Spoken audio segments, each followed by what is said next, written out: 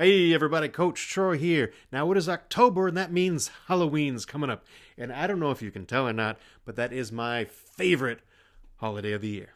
Now to get into the spirit of things, I thought it would be fun to kind of go over some horror themed games on the Atari 2600. No, not just talking about the horror games, because that's a video that's been done to death. See what I did there?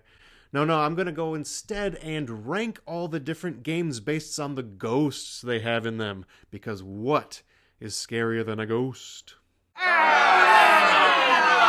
Well, there are some things that I would rather face a ghost first than have to deal with, but that is beside the point. Now, today we are going to go over some games, and I was a little surprised to learn that there are not that many games with ghosts in them. At least the ones that I was able to find, the ones that I have, I only have 8, so I couldn't even do a top 10. But I am going to rank them. So without further ado, let's get into it. And the first game we're going to start with is Dark Chambers. Now, Dark Chambers is based off of the computer game Dandy, which is actually the inspiration for Gauntlet. And there's also a version of this game on the 7800. Now, this is a maze game. You're trapped in a maze. Or rather, you're trapped in a labyrinth, and you have to kill the monsters that are trying to kill you, and find treasures, get keys, and escape. There are 26 different levels. Now, you actually play the role of Luminaire. Okay, not really. He just looks like the guy from Beauty and the Beast. Am I right? Like, seriously? Now, monsters come from these monster generators, like piles of bones and whatnot. And you don't just kill the random monsters. No, what you do is you will shoot them, and they will go down to a lower level monster. So you've got the skeletons. When you shoot them, will turn into those ghosts. And you shoot those, will turn into zombies, and you shoot those, and then they are dead. So no, the ghosts in this one, they're not even really their own creature. They're just like a level of creature that you're going to be shooting to get rid of. So yeah, kind of a very strange a way to do things. But hey, again, this was one of the OG games. You know, Dandy was one of the first games like this and a big inspiration. But this strange way of doing it is how it started. So yeah, this is kind of a weird one. I'm not a huge fan of it. It's okay. I like the 7800 version a lot better than this one. But this one has its charm. But the ghost it's just part of a set of monsters. It's just a weird part of the monsters that you're killing. So very strange. It's very, very strange indeed. So for right now, I'll put this in the 6 and we'll see where it ends up. It's not the worst, I don't think. I'm pretty sure there's worse ghosts on here, but it's not great. It's definitely not going to. It's going to be far from the top. And up next, we've got Frankenstein's Monster. Oh yeah, we've got Frankenstein here. Pretty freaky, giant green monster at the top of the screen. And the goal of this game is to move around, almost jumping around Pitfall style. It's a neat little platformer. But you are gathering bricks from the bottom, bringing them up, and you want to lock in Frankenstein, Edgar Allan Poe style. That's right, put him behind a wall of bricks. Hopefully he's got some fancy wine to keep him company. So the ghost is just one little guy that kind of hangs out of the top level and freezes you, I guess scares you. As the manual puts it, whether real or an illusion, these characters are equally terrifying. Contact one and you'll become mesmerized for a short time. So yeah, these ghosts at the top, they don't really do much, they don't kill you. They just slow you down. Everything else in the laboratory here is much more dangerous than this ghost. This ghost is just kind of a non-entity. It's not even a thing. It's very easy to avoid. It doesn't do much. It doesn't even have a name. Just kind of there. And I think this is going to be the worst ghost on the list, so I'm just going to right away put this in the 8th spot. I don't think that any of the ghosts are worse. Even the ghosts from Dark Chambers could actually do some damage to you, but this one, it doesn't do anything, so meh. Sorry, random ghost from Frankenstein's Monster, but I'm putting you at the bottom. And next up, we've got Ghostbusters. Listen to that music. I love it. This is such a good game. Now, again, this game gets a lot of flack because of the NES version. It's definitely much better. I loved it on the Commodore 64. That's where I played this game the most. But this Atari 2600 version, way better than the Nintendo, for sure. And there are a couple different kinds of ghosts. The first one you're going to run into, you actually run into by literally running them over on the overhead screen of the city. And then as you're driving to the different locations, you are going to see them on the road, and you can use a ghost vacuum to suck them up. Let too many of these go, and the PK meter will rise, causing you to lose the game. And the other ghosts just kind of float around the buildings here. This is the main part of the game. This is how you get paid. You're pretty much exterminators, like your roach exterminators, but for ghosts instead. And you want to use your proton packs and ghost traps to bust these suckers. Hey, busting makes me feel good, right? So there you are, the ghosts in here, they're not, they're more like rats or roaches, they're more pests than actual scary things. That's what you use to get paid by busting these guys. And no, I'm not going to add the Stay Puft Marshmallow Man, because that is Gozar the Gozerian, okay? That's just the form that the Destroyer takes. It's not an actual ghost itself.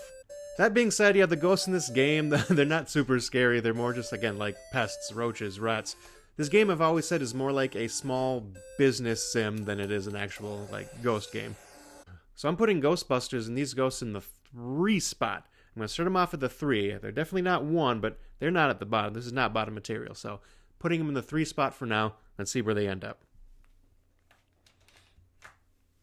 And next up, we've got Ghost Manor. Now, in this game, you're hanging out in a graveyard, of course, and Dracula steals your significant other, okay? Kidnaps your significant other, and you gotta go storm his manor to save them.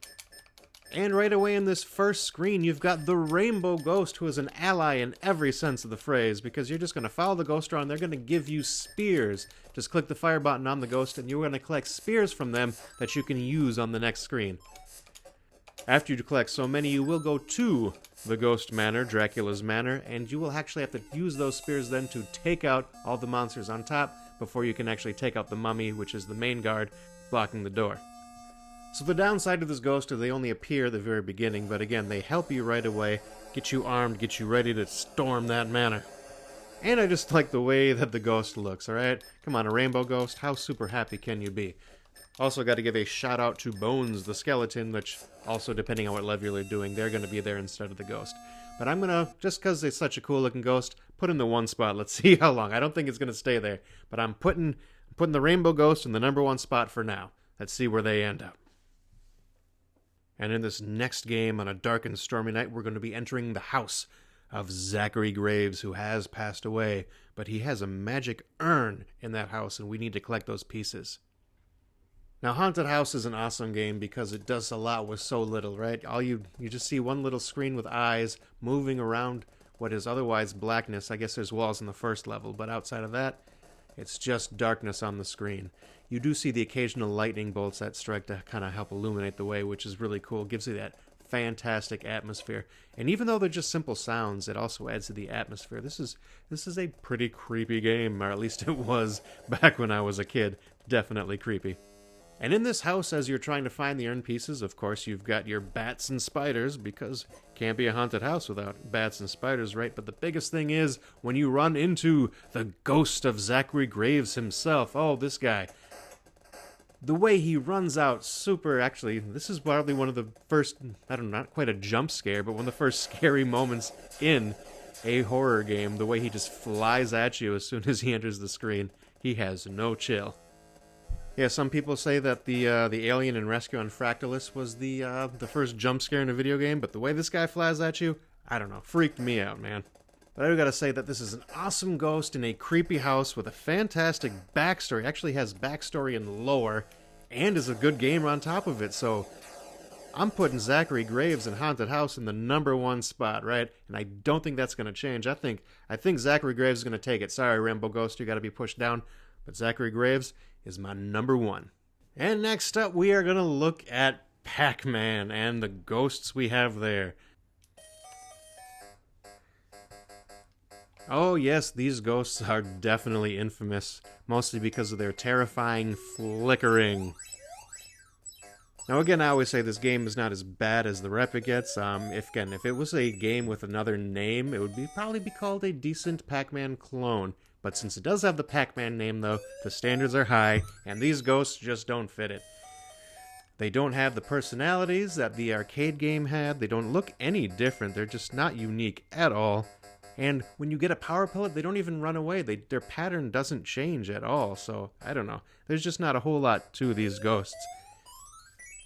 Still, they do pose a threat to Pac-Man, and they move around the screen decently. Again, this is not a great game, but it's not as bad as people say, and I do enjoy playing it from time to time. Not to mention the artwork of the ghosts in the manual is fantastic, like this Ghost Quartet. Good stuff. But still not good enough to save it, and I'm gonna put that in the 6th spot. So, boom, it's not quite as bad as the ghosts from Dark Chambers or Frankenstein, but nowhere near as good as the Ghostbuster ghosts. And after Pac-Man came the much, much, much improved Ms. Pac-Man. And these ghosts, they know how to make an entrance. Look at that. That is style. That is pizzazz. And you can tell that they're different. Inky, Blinky, Winky, and Sue. Yes, we got Sue. Now, Sue's no Clyde, but Sue definitely holds her own as one of the best ghosts of the Pac-Man series. And looking on the screen, no, they do flicker a bit, but not nearly as bad as the original Pac-Man. No, this game looks so much better, and the ghosts act right. They act accordingly when you get power pellets. They're quick enough where they pose a threat, and they move in different patterns. They're each unique, and they just make the game fun. And the ghosts just all have their own individual personalities and how they move around the board. I mean, that's just good stuff. But still, for all that charisma, I'm sorry, I'm not going to be able to put him in the number 1 spot. That's still going to belong to Zachary Graves of Haunted House. But they're going to be in the 2 spot, alright? Yep, they are number 2, for sure. So sorry to the Rainbow Ghost, you're getting pushed down even farther along the list. But hey, 3's not bad. Let's see if you stay there. And last up on the list is Junior Pac-Man. That's right, the one we thought was a kid's game until we realized that it's so much more harder and more difficult than the other ones. No, Junior Pac-Man is a tough game and will mess you up if you're not careful. And it's all due to these ghosts. These ghosts are ridiculous, relentless, vicious. They are fast, fast, fast.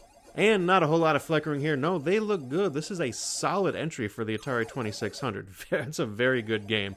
But the ghosts just don't quite have the same personality, I don't think, as the ones in Ms. Pac-Man. Like, even look in the manual, they don't have the names. There's no Sue, there's no Clyde, there's no Rainbow Ghost even. So, for that, I think I'm going to have to put this in the number 4 spot. So, still respectable, but they just don't quite have the same pizzazz as the other ghosts. So, Junior Pac-Man ghosts in the 4 spot. So to recap, in the number 8 spot, we are going to have the just kind of whatever nothing ghost, the non-factor ghost from Frankenstein's monster. Sorry, just not much to you. And the 7 spot from Dark Chambers, we will have just the random ghost that's stuck in between a skeleton and a zombie that you just kind of shoot.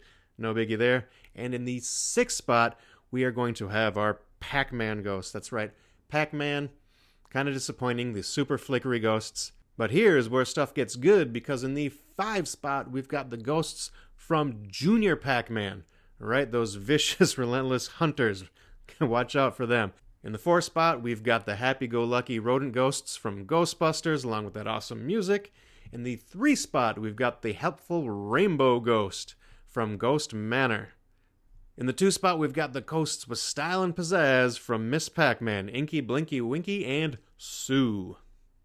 And in the number 1 spot, no arguing this at all, the ghost of Zachary Graves from Haunted House. The first ghost that maybe actually gave me a fright as a child.